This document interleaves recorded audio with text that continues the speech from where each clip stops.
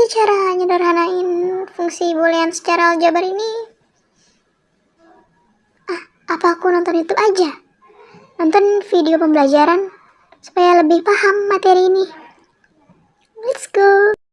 Halo semuanya, jadi di sini saya Aliana Dwi Reza dengan NIM A1C220042 akan menjelaskan mengenai penyederhanaan fungsi boolean secara aljabar.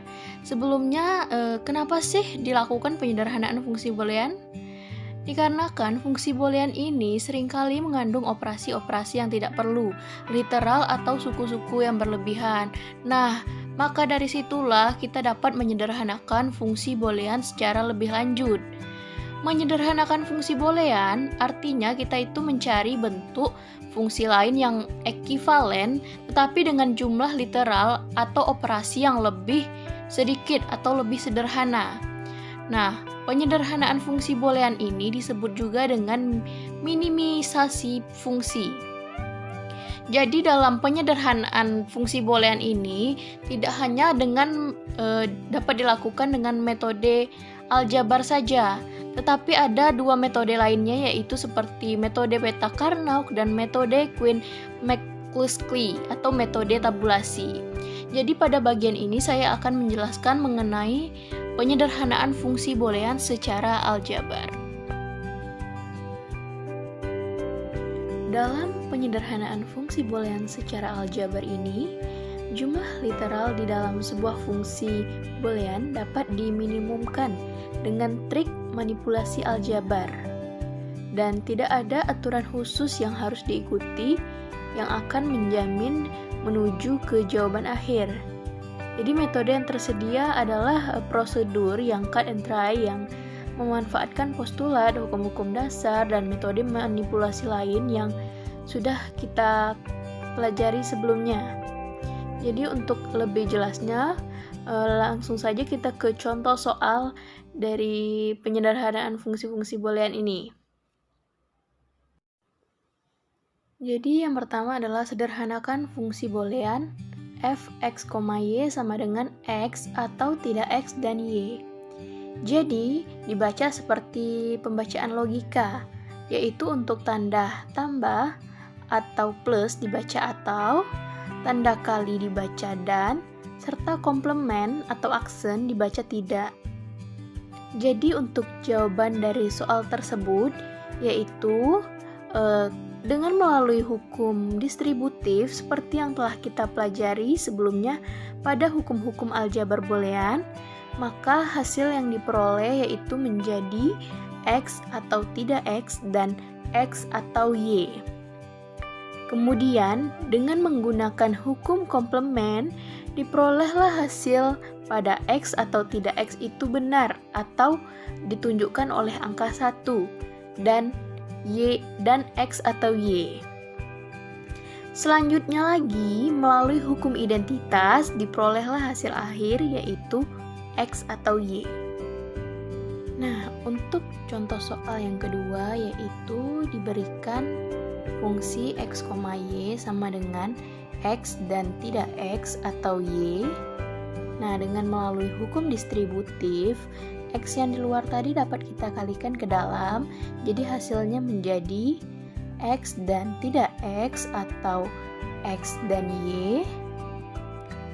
Lalu melalui hukum komplement diperoleh hasil bahwa x dan tidak x itu adalah salah atau ditunjukkan oleh angka 0. Jadi hasilnya adalah 0 atau salah atau x dan y. Lalu terakhir melalui hukum identitas diperoleh hasil akhir bahwa 0 ditambah xy tadi hasilnya adalah x dan y. Kita masuk ke contoh soal yang ketiga. Diberikan fungsi x, y, z sama dengan tidak x dan tidak y dan z, atau tidak x dan y dan z, atau x dan tidak y. Atau kalau kita baca biasa yaitu X komplement dikali Y komplement dikali Z ditambah X komplement dikali Y dikali Z ditambah X dikali Y komplement. Selanjutnya melalui hukum distributif kita keluarkan untuk X komplement dikali Z komplementnya menjadi X komplement dikali Z dalam kurung Y komplement ditambah Y tutup kurung ditambah dengan X kali Y komplement. Atau bisa kita baca menjadi tidak X dan Z dan tidak Y atau Y atau X dan tidak Y. Kemudian melalui hukum komplement kita peroleh hasil untuk bahwa tidak Y atau Y ini bernilai benar atau ditunjukkan oleh angka 1. Sehingga hasil tersebut dapat dibaca yaitu tidak X dan Z dan benar atau X dan tidak Z. Lalu yang terakhir, selanjutnya melalui hukum identitas diperolehlah hasil bahwa ini tinggal kita kalikan saja bahwa X komplement dikali Z dikali 1 tentu hasilnya adalah X komplement Z. Dapat dibaca yaitu tidak X dan Z atau X dan tidak Z. Baiklah, kita masuk ke contoh soal yang keempat, yaitu diberikan fungsi X, Y, Z sama dengan X dikali Z komplement ditambah Y komplement dikali Z ditambah X dikali Y dikali Z komplement. Atau dapat kita baca sebagai berikut, yaitu X dan tidak Z atau tidak Y dan Z atau X dan Y dan tidak Z. Selanjutnya melalui hukum identitas maka diperoleh yaitu bahwa X dan tidak Z ini sama dengan X dan tidak Z dan benar. Jadi untuk hasilnya yaitu X dan tidak Z dan benar atau tidak Y dan Z atau X dan Y dan tidak Z. Selanjutnya melalui hukum distributif. Nah, ini tinggal kita buat X dan tidak Z menjadi di luar atau pengali di luar. Jadi hasilnya adalah X dikali Z komplement dalam kurung 1 ditambah Y. Ini karena yang di belakang itu yaitu yang X kali Y dikali Z komplement. Kita keluarkan X dan Z komplementnya karena ini sama dengan X dan X dikali Z komplement yang pertama. Kemudian ditambah dengan Y komplement dikali Z. Jadi untuk pembacaannya yaitu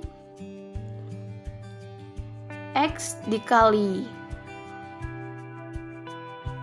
X dan Z dan tidak Z dan benar atau Y atau tidak Y dan Z. Selanjutnya melalui hukum dominansi. Ini pertama ya.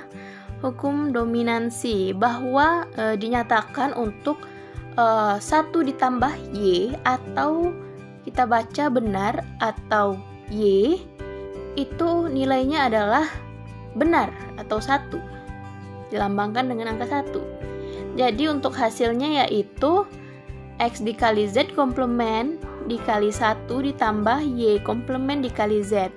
Nah, untuk pembacaannya yaitu X dan tidak Z dan benar atau tidak Y dan Z. Lalu hasil akhirnya melalui hukum identitas diperoleh bahwa X dan tidak Z dan 1 itu sama dengan maksud saya X dan tidak Z dan benar sama dengan X dan tidak Z. Jadi hasil akhirnya yaitu menjadi X dikali Z komplement ditambah Y komplement dikali Z, atau dibaca X dan tidak Z atau tidak Y dan Z.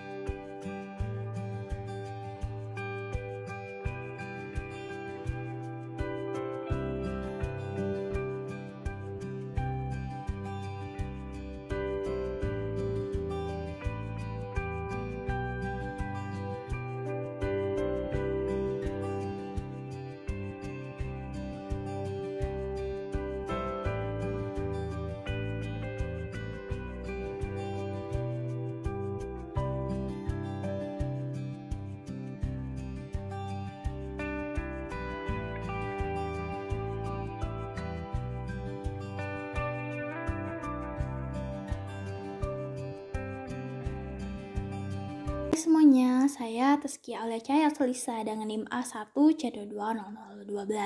Di sini akan membahas mengenai peta Carnot. Di sini saya akan membahas mengenai peta Carnot dua variabel dan bagaimana cara menyederhanakan fungsi boolean dengan menggunakan peta Carnot dua variabel. Pertama, kita harus mengerti terlebih dahulu apa itu pengertian dari peta Carnot. Jadi, peta Carnot adalah penjelasan tentang fungsi tabel kebenaran boolean dalam bentuk gambar atau tabel. Yang dimana salah satu tujuan dari peta Carnot ini adalah untuk menyederhanakan fungsi boolean yang memiliki variabel kecil dari 5 variabel. Di mana fungsi boolean dengan lebih dari 5 variabel itu akan sulit untuk disederhanakan jika menggunakan metode ini. Yang dimana pada peta Carnot berisi beberapa kotak, setiap kotak tersebut merupakan salah satu segmen dari persamaan boolean, yang dimana jumlah kotak tergantung pada jumlah variabel. Misalnya saja peta Carnot untuk 2 variabel, maka dia akan memiliki 4 kotak, dan peta Carnot 3 variabel, maka dia akan memiliki 8 kotak, dan untuk peta Carnot 4 variabel, maka akan terdiri dari 16 kotak. Dan sebagainya sampai ke 5 variabel. Nah, kemudian dari itu, peta Carnot ini, metode ini juga disebut dengan key map atau Carnot map yang ditemukan pertama kali oleh Maurice Carnot pada tahun 1953. Nah, nama belakang dari Maurice Carnot inilah Carnot, itu makanya dinamakan dengan peta Carnot. Yang dimana tiap kotak pada peta Carnot itu mempresentasikan sebuah minterm. Dan tiap kotak dikatakan jika bertetangga jika minterm yang merepresentasikannya itu berbeda, hanya satu buah literal saja. Nah, untuk peta Carnot ini dapat dibentuk dari fungsi boolean yang dispesifikasikan dengan berbagai ekspresi boolean maupun fungsi yang direpresentasikan dengan tabel kebenaran.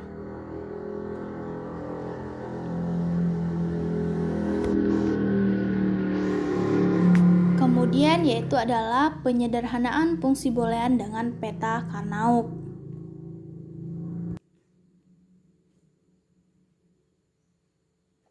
Yaitu peta Carnot dua variabel atau peta Carnot dua peubah. Yang dimana untuk mengetahui jumlah kolom dan baris pada peta Carnot, maka rumusnya adalah 2 pangkat n. N itu adalah variabel, karena di sini kita untuk key map 2 variabel atau peta Carnot 2 variabel, maka terdapat 2 variabel sehingga n-nya adalah 2. Maka 2 pangkat 2 adalah 4, maka terdapat 4 kotak yang akan digambarkan atau akan menjadi peta Carnot, ada 4 buah kotak.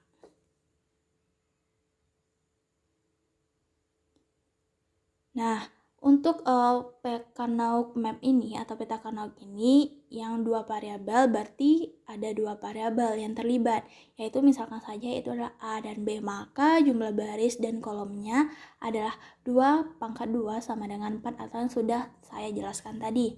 Nah, kemudian peta Kanauk ini atau key map ini atau key map peta Kanauk 2 variabel ini itu mirip dengan suatu matriks 2 × 2 atau matriks persegi. Akan tetapi, cara penulisan elemennya berbeda dengan matriks yang dimana yaitu kolom dituliskan lebih dahulu, baru kemudian diikuti dengan baris. Dimana misalnya itu adalah pada gambar terdapat bahwa A yaitu adalah sebagai baris dan B adalah sebagai kolom. Nah, di sana dia ada 0, 1, 0, 1. Nah, makanya 0, 1, 0, 1 ini dimaksudkan di sana pada pojok atas kiri itu terdapat B aksen, B, A aksen, A. Nah, maka pada baris B, pada baris A yaitu untuk nolnya yaitu adalah A aksen dan untuk area 1 itu adalah A. Dan untuk B, kolom B yaitu adalah nolnya adalah B aksen dan satunya adalah B. Nah, kemudian maka representasi dari peta Kanauk kosong tersebut yaitu menjadi model 2 yang dimana 0 M0 atau map value yang di bawahnya ada angka 1 yang di model 2 yang bawahnya ada 0, 1 yang warna merah. Nah, maka didapatkanlah bahwa A aksen kali B aksen sama dengan A aksen B aksen. Untuk M0, M1-nya adalah A aksen B, untuk M2-nya adalah A B aksen, dan untuk M3-nya adalah AB. Nah, sedangkan untuk model 1 itu ada tabel kebenaran atau sebagai acuan kita dalam menentukan nilai-nilai dari A aksen B aksen tersebut dalam penempatannya, yang dimana M0-nya jika A-nya adalah 0 dan B-nya adalah 0, maka Y-nya atau nilainya yaitu adalah A aksen B aksen atau M0-nya adalah A aksen B aksen. Dan pada M1 jika A adalah 0 dan B adalah 1, maka Y-nya adalah A aksen B. Dan sedangkan pada M2 yaitu jika A-nya adalah 1, B-nya adalah 0, maka Y-nya adalah A B aksen. Dan M3 yaitu jika A-nya 1, B-nya 1, maka Y-nya adalah AB. Nah, perlu kita ketahui di sini bahwa untuk penempatan M0 dan M3 itu tidak bisa diganggukan atau bisa dibilang mutlak. Dia tetap di sana yaitu sebagai A aksen B aksen, sebagai M0 dan sebagai M3 yaitu adalah A kali B. Sedangkan untuk M1 dan M2 itu bisa berubah. Kita lihat saja pada model 1 dan model 2. Pada model 1, M1-nya ada A B aksen, sedangkan pada model 2, M1-nya ada A aksen B. Artinya di sini bahwa untuk M1 dan M2 itu sama saja, cuma berbeda tempatnya saja. Nah, pada model 1 itu pada M1 A B aksen, dan pada M2 yaitu A aksen B aksen. Nah, maka yang perlu kita perhatikan di sini yaitu penempatan dari M0 dan M3-nya, bahwa hal tersebut adalah mutlak. Jadi untuk penggunaannya tergantung kepada kita sendiri mau menggunakan peta Kanauk model 1 ataupun model 2. Karena untuk penyajian 1 atau model 1 dan penyajian 2 atau model 2 itu sama saja dengan model 1. Hanya berbeda kalau model 1 B sebagai kolom dan A sebagai baris, sedangkan model 2 itu A sebagai baris dan B sebagai kolom.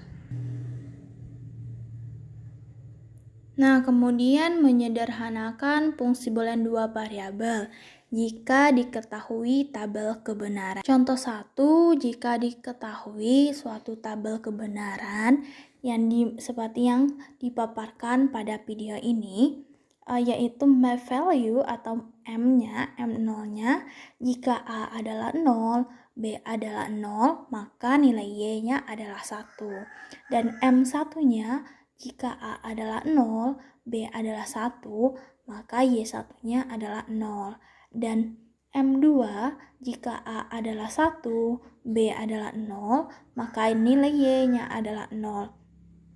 Sedangkan untuk M3 jika A adalah 1, B adalah 1, maka nilai Y-nya adalah 1.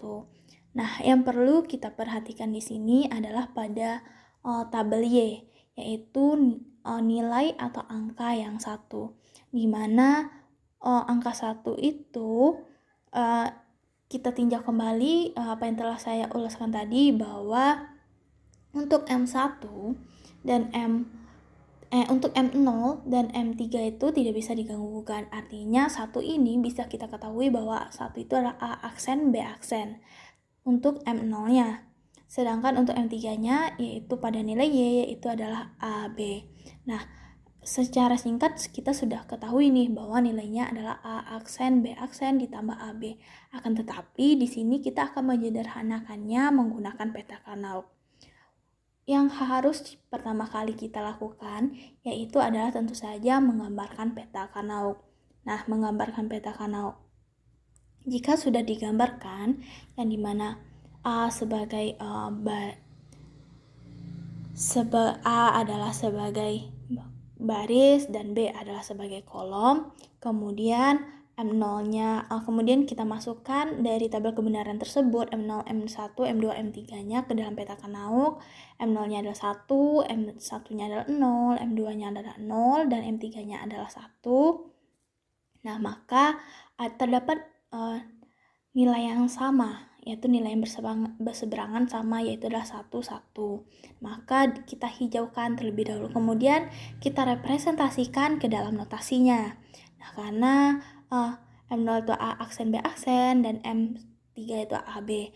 Nah, akan tetapi di sini untuk penyelesaiannya tidak ada, karena peta Karnaug tidak bisa menggabungkan dua notasi dalam sisi yang berseberangan atau diagonal. Seperti 1, 1 tersebut kan dia dua notasi yang sama tapi dia berseberangan. Oleh karena itu tidak adanya penyelesaian. Maka mereka berdiri dengan sendiri. Nah, mereka berdiri dengan sendiri, maka didapatkanlah A aksen, B aksen ditambah AB nilainya. Nah, untuk contoh yang kedua, jika diketahui tabel kebenaran map value-nya, yaitu jika M0, jika A adalah 0, B adalah 0, maka Y adalah 1. M1-nya adalah jika A adalah 0, B adalah 1, maka nilai Y-nya adalah 1. Dan untuk M2, jika A adalah 1, B adalah 0, maka Y adalah 0. Untuk M3, jika A adalah 1, B adalah 1, Y sama dengan 0. Nah, kemudian kita lihat kembali lagi pada nilai Y tersebut yang dimana angka 1 tersebut terletak. Nah, di sini angka 1-nya terletak atau nilai Y1-nya terletak pada M0 dan M1. Nah, M0 yaitu adalah A aksen, B aksen, sedangkan M1 adalah A aksen B. Kemudian kita lanjutkan, kemudian kita buat peta Karnaug-nya. Jika sudah membuat peta Karnaug, yang dimana A sebagai baris dan B adalah sebagai kolom, kemudian dari tabel kebenaran tersebut kita masukkan nilai-nilai Y-nya, dimana M0 adalah 1, M1 adalah 1, M2 adalah 0, dan M3 adalah 0. Kemudian kita representasikan dengan notasinya, dimana M0 adalah A aksen, B aksen, dan untuk M1-nya adalah A aksen B. Karena di sini dia tidak diagonal atau tidak bersisi yang berseberangan, atau bisa disebut dalam suatu sebuah lingkaran atau dalam yang berwarna hijau tersebut, maka adanya penyelesaian. Kemudian daripada itu, dalam lingkaran tersebut ada notasi yang berbeda, yaitu adalah A aksen, B aksen, dan A aksen B. Nah, karena A, B aksen, dan B itu dia dalam notasi yang berbeda, kemudian jika kita tinjau kembali ke aljabar boolean, maka nilai B aksen dan B itu bisa menjadi 1. Oleh karena itu, didapatkanlah A aksen dikali 1 sama dengan A aksen. Maka hasil dari penyederhanaan fungsi dari tabel kebenaran tersebut, yaitu A aksen, B aksen, dan A aksen B, maka penyederhanaannya yaitu adalah A aksen.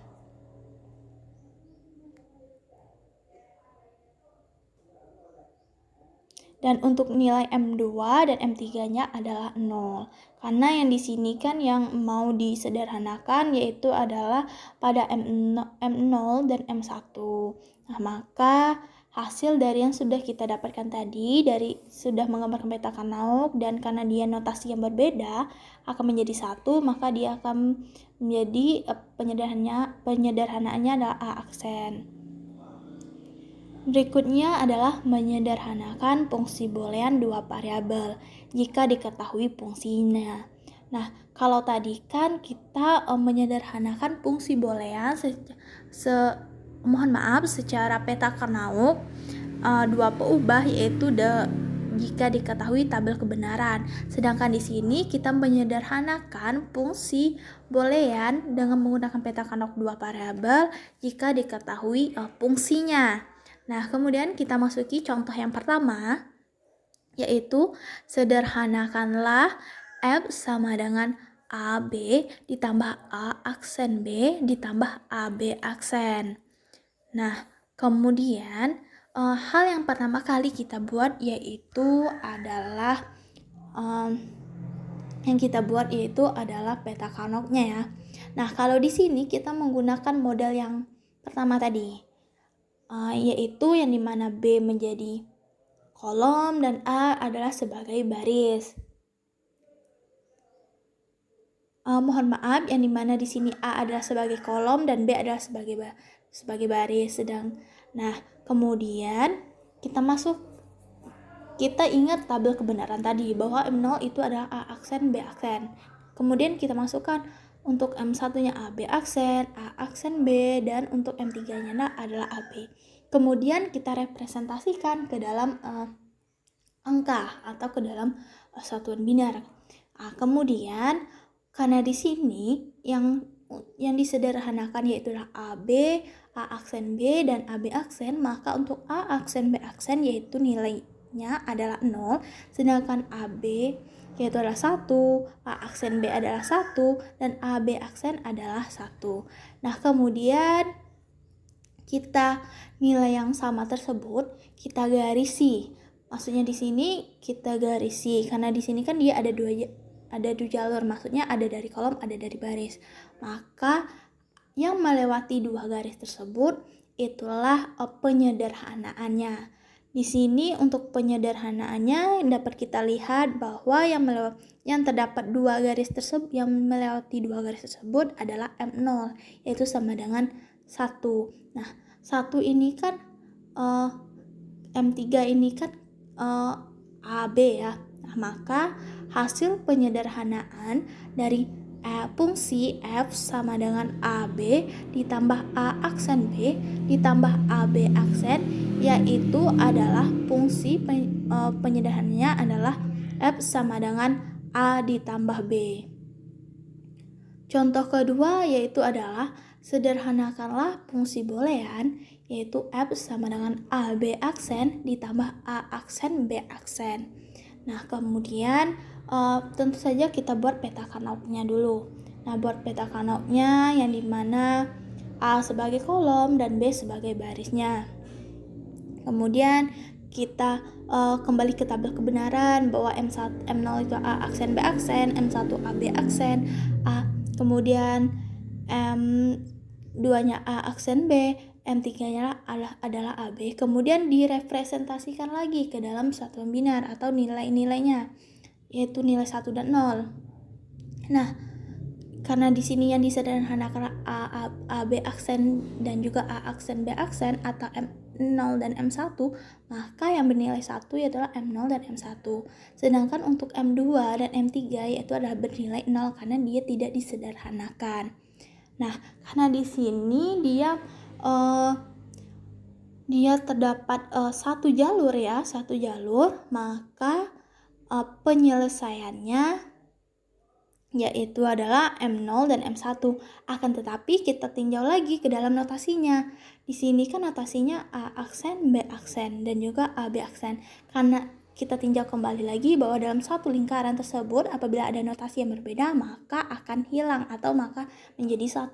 Karena di sini terdapat notasi yang berbeda yaitu A aksen dan A, maka menjadi 1. Sehingga B aksen dikali 1 sama dengan B aksen. Maka penyederhanaan dari fungsi boolean F sama dengan AB aksen ditambah A aksen B aksen, yaitu penyederhanaannya adalah F sama dengan B aksen.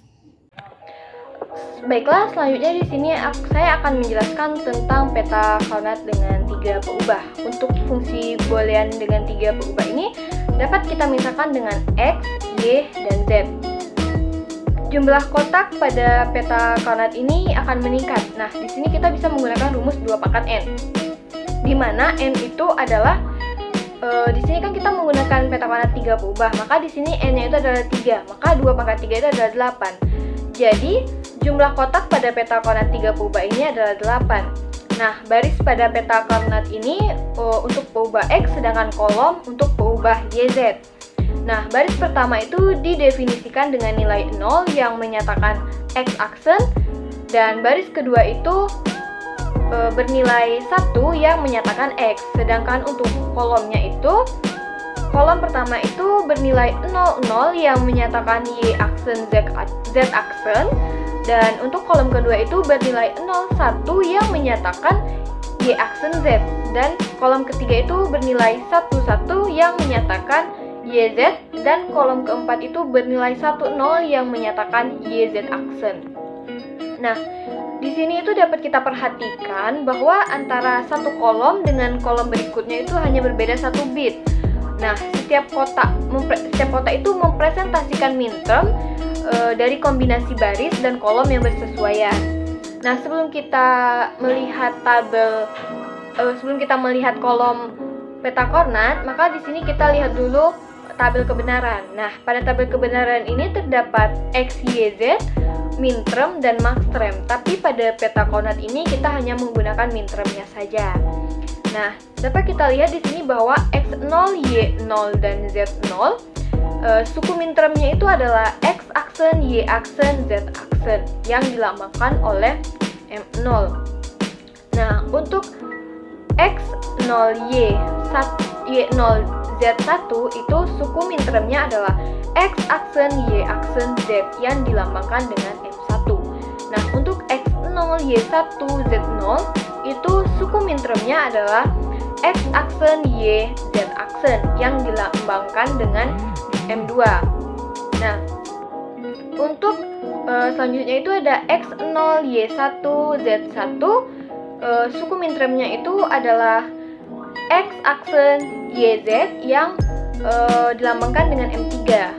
Untuk selanjutnya ada X1, Y0, Z0 suku mintermnya itu adalah X, Y aksen, Z aksen yang dilambangkan dengan M4. Selanjutnya ada X1, Y0, Z1 suku mintermnya itu adalah X, Y aksen, Z yang dilambangkan dengan M5. Untuk selanjutnya ada X1, Y1, Z0 suku mintermnya itu X, Y, Z aksen yang dilambangkan dengan M6. Dan ada yang terakhir itu ada X1, Y1, Z1 yang suku mintermnya itu ada X, Y, Z dan dilambangkan oleh M7. Selanjutnya di sini baru kita masuk kepada peta Karnathnya. Di sini terdapat penyajian yang pertama yaitu M0, M1, M3 dan M2. Nah, di sini kita tidak berurutan karena di sini pada baris pertama kolom ketiga itu terdapat M3 dulu baru M2 karena ini sudah ada ketentuannya. Nah, sama juga untuk di bawahnya yaitu M4, M5, M7, M6. Nah, di sini M7 terlebih dahulu baru M6 karena ini sudah ada ketentuannya. Nah, untuk selanjutnya kita masuk ke penyajian yang kedua. Di situ dapat kita lihat bahwa terdapat baris pertama itu ada X, ya X yang bernilai 0 yang menyatakan X aksen dan 1 untuk menyatakan X. Nah, pada kolom pertama itu ada 00, kolom kedua ada 01, kolom ketiga itu ada 11 dan kolom keempat itu ada 10. Nah, di sini dapat kita lihat pada baris pertama kolom pertama itu binarnya adalah 000. Nah, yang menyatakan X aksen, Y aksen, Z aksen. Dan baris pertama kolom kedua dapat kita lihat binernya itu adalah 001 yang menyatakan X aksen, Y aksen, Z. Untuk baris pertama kolom ketiga itu binernya itu adalah 011 yang menyatakan X aksen, Y, Z, dan baris pertama kolom keempat itu dapat kita lihat binernya adalah 010 yaitu X aksen, Y, Z aksen. Nah di sini dapat kita lihat pada baris kedua kolom pertama itu binernya adalah 100 yang menyatakan X, Y aksen, Z aksen.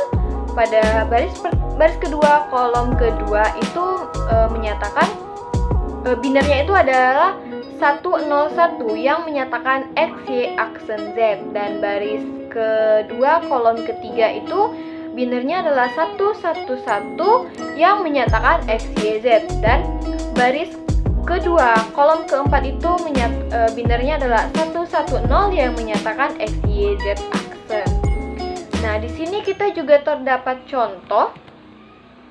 Nah, dari contoh ini kita disuruh menggambarkan peta koordinat untuk f, x, y, z sama dengan x aksen, y, z aksen ditambah x, y, z aksen ditambah x, y, z. Nah, di sini penyelesaiannya itu adalah untuk x aksen, y, z aksen itu jika kita ubah ke dalam bentuk biner maka bernilai 010, dan untuk X, Y, Z aksen jika kita ubah dalam bentuk biner itu adalah 110, dan untuk X, Y, Z jika kita ubah ke dalam bentuk biner akan bernilai 111. Nah, untuk kotak-kotak yang mempresentasikan minterm 010, 110, dan 11 itu kita isi dengan nilai 1. Sedangkan kotak-kotak yang tidak terpakai di sini kita isi dengan nilai 0. Nah, di sini terdapat kotak bahwa pada baris pertama itu untuk X dengan nilai 0, baris kedua dengan nilai 1, dan di sini kolom YZ, kolom pertama itu terdapat nilai 00, kolom kedua 01, kolom ketiga 11, dan kolom keempat itu 10.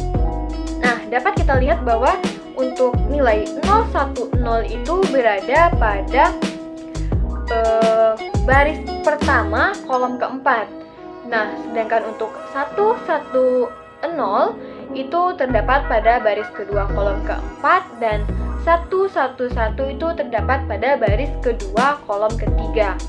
Nah, di sini maka yang bernilai 010, 110, dan 11 itu kita isi dengan nilai 1. Sedangkan kolom yang tidak terisi itu maka kita isi dengan nilai 0. Baiklah, sekian penjelasan dari saya. Selanjutnya untuk peta koordinat 4 peubah dan 5 peubah akan dilanjutkan oleh teman saya. Hai teman-teman semua, di sini saya Viviana Turnisia. Kali ini kita akan membahas tentang metode peta Carnot, di mana metode peta Carnot sendiri adalah metode grafis untuk menyederhanakan sebuah fungsi boolean. Nah, pada video yang saya sediakan ini, kita akan membahas tentang peta Carnot dengan 4 peubah. Selamat menyaksikan. Baiklah teman-teman, pada peta Carnot dengan 4 peubah ini, di sini kita misalkan 4 buah peubah di dalam fungsi boolean adalah variabel W, X, Y, dan Z. Nah, jumlah kotak di dalam peta Carnot akan meningkat menjadi 2 pangkat 4 atau sama dengan 16. Nah, untuk mengetahui atau memahami lebih lanjut, di sini kami sediakan sebuah kotak atau kolom-kolom di mana antara satu kolom dengan kolom berikutnya hanya berbeda 1 bit. Setiap kotaknya mempresentasikan minterm dari kombinasi baris dan kolom yang bersesuaian. Nah, di sini terdapat 16 kotak atau kolom-kolom di mana berisi minterm, berbagai minterm ya. Di sini ada M0, M1, M3, M2, M4 hingga seterusnya. Baiklah teman-teman, di sini saya akan menjelaskan di mana pada tabel yang di sebelah 16 kotak M0, M1 ini terdapat tabel dimana cara membentuk minterm dan maxterm dari tabel kebenaran atau sesuai dengan tabel kebenaran. Nah, di sini untuk 4 peubah seperti yang sama-sama kita ketahui atau mungkin teman-teman belum mengetahui sebelumnya, dimana untuk minterm setiap peubah yang bernilai 0 itu dinyatakan dalam bentuk komplement, sedangkan peubah yang bernilai 1 itu dinyatakan dalam bentuk tanpa komplement. Sebaliknya untuk maxterm setiap peubah yang bernilai 0 dinyatakan tanpa komplement, sedangkan yang dengan peubah yang bernilai 1 dinyatakan dalam bentuk komplement. Nah, pada tabel yang disediakan dalam variabel wx, yz ini, dimana jika w sama dengan 0, x sama dengan 0, dan y sama dengan 0, z sama dengan 0, itu diperoleh w komplement artinya w sama dengan 0, dan x komplement artinya x sama dengan 0, y komplement artinya y sama dengan 0, dan z komplement sama dengan z sama dengan 0. Seterusnya di mana wx sama dengan 00 dan yz sama dengan 01, maka diperoleh w komplement, x komplement, y komplement, dan z saja. Kenapa z saja? Karena z ini adalah bernilai 1 atau setiap peubahnya dinyatakan dengan 1, maka disebut dengan tanpa komplement. Kemudian ada w sama dengan 0, x sama dengan 0, dan y sama dengan 1, z juga sama dengan 1, maka diperoleh untuk mengisi kotak ini yaitu w komplement, x komplement, y tanpa komplement, dan z tanpa komplement. Mengapa demikian? Karena w sama dengan 0 maka dibubuhi dengan komplement, kemudian x sama dengan 0 maka dibubuhi dengan komplement, dan y tanpa 0 maka nilai peubahnya ini bernilai 1, maka demikian disebut dengan tanpa komplement. Begitu juga dengan z, hingga seterusnya di mana w sama dengan 1 dan x sama dengan 0 pada kolom yang paling bawah ya teman-teman, dan y sama dengan 1 sedangkan z sama dengan 0 itu diperoleh pada kolom ke-16 di mana W tanpa komplement. Mengapa demikian? Karena seperti yang kita ketahui W tadi bernilai sama dengan 1 dan X komplement itu X-nya bernilai 0 makanya komplement, dan Y bernilai 1 sama dengan Y saja, dan Z komplement karena bernilai 0. Baiklah teman-teman, di sini disediakan contoh di mana berikan fungsi boolean yang dipresentasikan dengan tabel kebenaran seperti tabel di samping. Nah, kemudian petakan tabel tersebut ke dalam bentuk peta Karnaug. Nah, seperti yang teman-teman lihat, di samping ini disediakan tabel kebenaran dengan variabel yang sama seperti pada yang saya jelaskan sebelumnya, yaitu W, X, Y, dan Z. Nah, kita lanjut untuk penyelesaiannya ya teman-teman. Baiklah, jika ditinjau hanya nilai fungsi yang memberikan 1, fungsi boolean yang mempresentasikan tabel kebenaran adalah fungsi dari variabel W, X, Y, Z sama dengan W komplement, X komplement, Y komplement, Z ditambah W komplement, X, Y, Z komplement ditambah W komplement, X, Y, Z ditambah W, X, Y, Z komplement.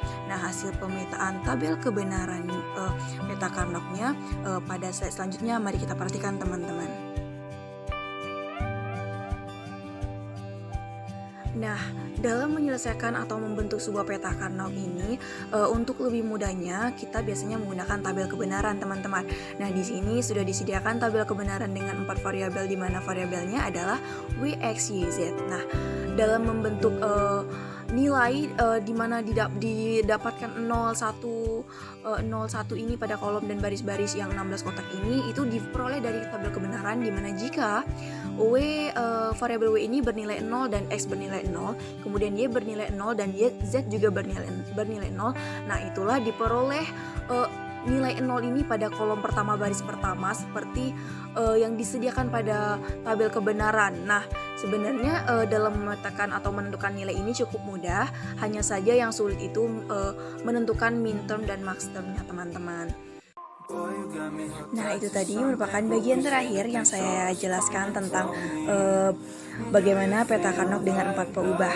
Semoga bermanfaat dan terima kasih sudah menyaksikan. Nah, kemudian saya akan menjelaskan lagi untuk peta Karnaug dengan 5 peubah. Peta Karnaug dengan 5 peubah dibuat dengan anggapan ada 2 buah peta 4 peubah yang disambungkan. Demikian juga untuk 6 peubah dianggap ada 2 buah peta, 4 peubah yang disambungkan. Setiap subpeta ditandai dengan garis ganda di tengahnya. 2 kotak dianggap bertetanggaan jika secara fisik berdekatan dan merupakan pencerminan terhadap garis ganda. Contoh peta 5 peubah yaitu seperti gambar berikut. Nah, garis yang di tengah-tengah yang paling tebal itu adalah garis pencerminan. Pada peta kernaf di atas, M31 akan berdekatan dengan M30, M15, M29, M23, dan M27. Nah, dari peta kernaf 5 peubah ini, kita dapat lihat 2 nol yang di sebelah kiri merupakan VW, sedangkan 3 nol yang di atas merupakan XYZ. Nah, kenapa bisa didapat M0, M1 hingga M31? Kita bisa buktikan dengan menggunakan tabel kebenaran. Ketika VW 00 dan XYZ 00, maka dari tabel kebenaran bisa dilihat bahwa M-nya akan 0. Nah, kemudian ketika misalkan VW-nya 00 dan kemudian XYZ-nya 010, itu akan didapat M-nya 2.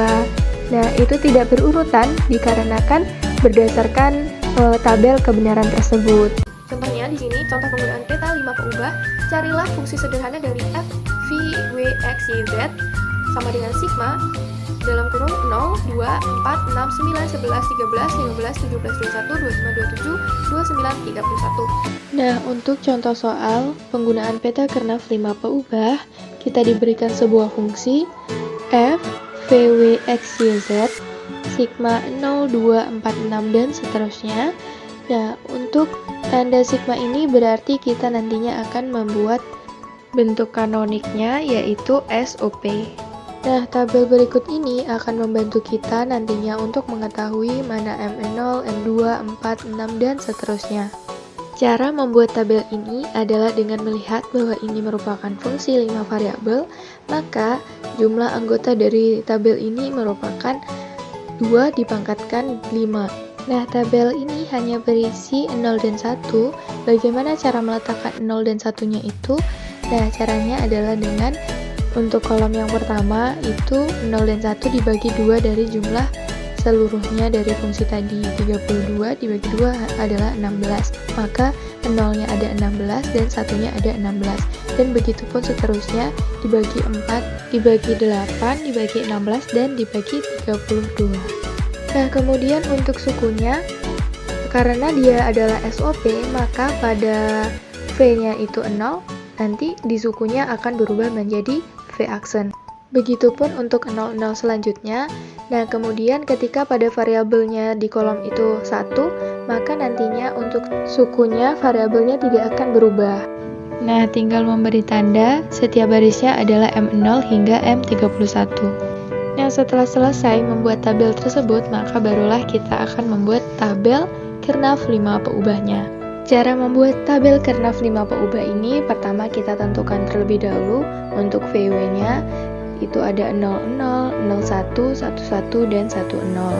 Nah, untuk XYZ-nya 00, 01, 110, 010, 110, 111, 101, dan 100. Ini ada tanda garis tebal di tengah, itu merupakan garis pencerminannya. Nah, untuk menentukan angka satunya berada di mana, kita lihat dari fungsi yang di awal tadi. Ada M0, M2, M4, 6, 9, dan seterusnya. Untuk letaknya sendiri sesuai dengan contoh tabel pertama tadi, sehingga kita bisa menentukan di mana letak M0, M2, 4, 6, dan seterusnya. M yang berada pada fungsi tadi, pada tabel kernaf 5 peubah ini akan diisi dengan 1, sedangkan sisanya akan diisi dengan 0. Nah, kemudian tinggal kita menggunakan teknik minimasi fungsi boolean dengan peta kernaf dengan mengelompokkan kotak-kotak yang bernilai 1 dan saling bersisian, dikelompokkan membentuk pasangan 2, membentuk kuat atau 4, dan membentuk oktet atau 8. Nah, setelah menemukannya, maka kita tinggal menentukan fungsi minimasinya. Kita tinjau terlebih dahulu untuk satu-satu yang berada di tengah. Nah, untuk yang sama adalah VW dan YZ. Karena VW nilainya 00, maka nantinya akan berubah menjadi V aksen W aksen. Untuk variabel Y itu tetap Y, dan untuk Z akan menjadi Z aksen. Begitulah seterusnya untuk menentukan minimasi selanjutnya. Nah, dari beberapa fungsi tadi, karena dia SOP, maka fungsinya akan kita jumlah. Nah, didapat fungsi minimasi dari keseluruhannya adalah V aksen W aksen Y, Z aksen ditambah V aksen W aksen Y aksen, Z aksen ditambah W ditambah V Y aksen Z. Nah, kemudian kita bisa menyederhanakan untuk yang V aksen W aksen Z aksen dikali dengan Y ditambah Y aksen. Y tambah Y aksen hasilnya adalah 1, maka V aksen W aksen Z aksen dikali 1 hasilnya adalah tetap V aksen W aksen Z aksen. Nah, ditambah dengan W ditambah dengan V Y aksen Z.